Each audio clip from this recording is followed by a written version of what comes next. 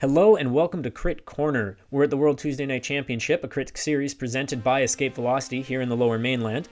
And these weekly training races are a great opportunity to hone skills, tactics, and techniques, and so that is exactly what I am going to be doing. Tonight our focus is going to be on breakaways, how to start them, how to be in them, how to make them win.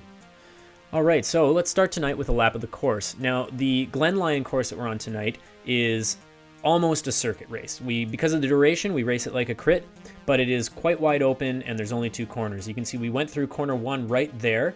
Both corners are bounded by medians, both in the entrance and the exit, but it's an office park. The streets are fairly wide, designed for trucks, designed for deliveries, so lots of opportunity to move around, lots of space. You don't have to get too worried here, and those corners are a great opportunity to save energy if you're in a breakaway, which we'll get to a little bit more later. Now, again, one of the first things you should be doing when you get to a course, and especially as the race plays out, pay attention to the wind. Know where it's coming from. This is a very exposed course. You can see how wide open it is. Not a lot of coverage, not a lot of trees. So you're going to be feeling that wind if you're not finding shelter when you can. All right, so we're about to hit corner number 2 here, and as you can see, we've got the median on the left-hand side on the way in, and another one on the left-hand side on the way out. Again, not a very challenging corner, not quite 90 degrees, so it's pretty hard to mess it up. A lot of room to move around if you need to, even within a pack. So it is a very long straightaway into the finish on this course, and it is really easy to underestimate that distance and go too early, whether it's in a sprint for the finish or a preem, and that's something to bear in mind, especially when we're at future episodes here. Tonight, what's important is getting off the front and staying off the front, so let's get to that. Okay, so we're going to come around this corner here. My teammate's been on a solo break for a little while now. We're about to reel him back in, so that is the perfect opportunity for a counterattack. There's a number of phases to a breakaway, and the very first phase is the setup.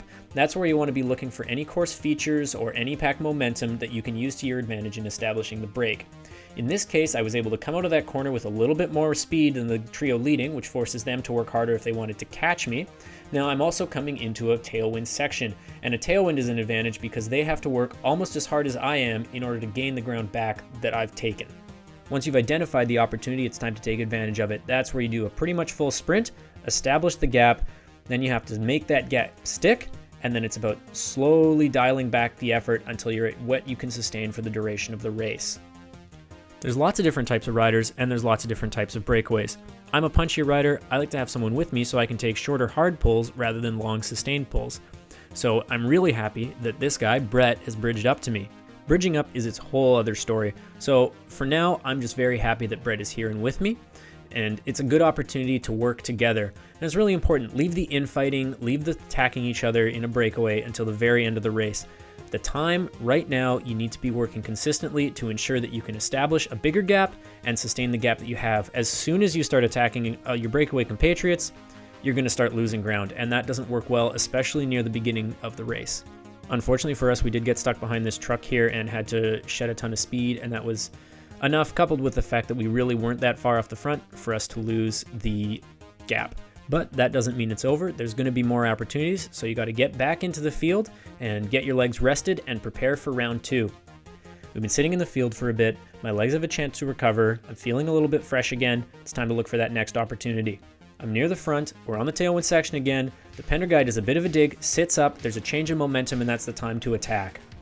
Once again, it is about that near sprint effort to get the initial gap, and then you're going to rein it in a little bit. Not a lot, because you still want to extend the gap. Then you're going to rein it in once again into something that you can sustain for barely 2 minutes, and that, sorry about the camera work here, but aero is everything in a breakaway. And you're going to use that effort to continue extending the gap for the first minute. The goal is to get out of sight, or as much visual distance as possible. The saying goes, out of sight, out of mind is completely true for a breakaway. If you can turn that corner and be invisible, maybe the pack's going to forget about you. So someone was able to stay with me in that attack, which is good news. It was Galen. Galen is a diesel engine, and I am amazed the pack let him get away, because this is someone who can work really hard and we can stay convincingly away. Now we want to be settling into a rhythm. We want to be smooth, and we want something that we can stay away for the remaining 25 minutes of the race. So pulling through, we want to be on hard efforts, not so hard that we're going to blow ourselves up, and we don't want to be accelerating around each other because we don't want to pop the other rider, but if we can work together consistently and smoothly, we're going to be home free. We've just seen 3 laps to go on the lap board. I'm feeling great. My legs are fresh. Galen's obviously still motoring along, so I think we've got this in the bag. If we can keep working together as a cohesive unit, we're going to extend this 30-second lead up to maybe more in these last 3 laps.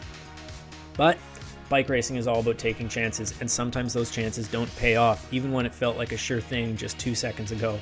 And this truck came onto the course, and we went from doing 40 kilometers per hour to 25 kilometers per hour, and you know that our gap to the field is dissolving faster than we could possibly make it back. So, I'm not willing to take the risk passing a truck on the blind side. I don't know if he's going to turn into a driveway along here. It's not worth the risk. It's not worth your safety for a Tuesday night race. So unfortunately, our race was over at this point. We both resigned ourselves to that, and we're waiting for the pack now. And here we are getting scooped up by the field. Remember, it's important to get right back in there, and Galen does. He's not going to sit around and feel sorry for himself. He's taking those chances. I do the same thing, get right back into the mix, let my team do some work. I'm going to try and get some recovery, and maybe there's more to be done in this race. We shall see. So my teammate Arturo, just passing up on the left-hand side there, goes for a bit of an attack. We've got 2 laps to go, and so maybe that's an opportunity for him to hold that kind of 5-minute effort and stay off the front. He does go through this corner with a little bit of a gap. I know you can't see it, but he's established it, and so now it's time for him to make it. We're in the last few hundred meters of the race, and it was some bad luck for me today, and unfortunately Arturo got pipped right before the line on his breakaway. Go for one last dig just to make up a couple wheels, but that's racing, and luckily it was a Tuesday nighter. It's not the end of your season here, and come back next week, try again, have some more fun. Thanks again for watching. I hope you learned something, and I hope you had fun. Please, if you've got any feedback, comments, things you'd like to see in future episodes, let me know in the comments. If you enjoyed it, leave a like. Thanks.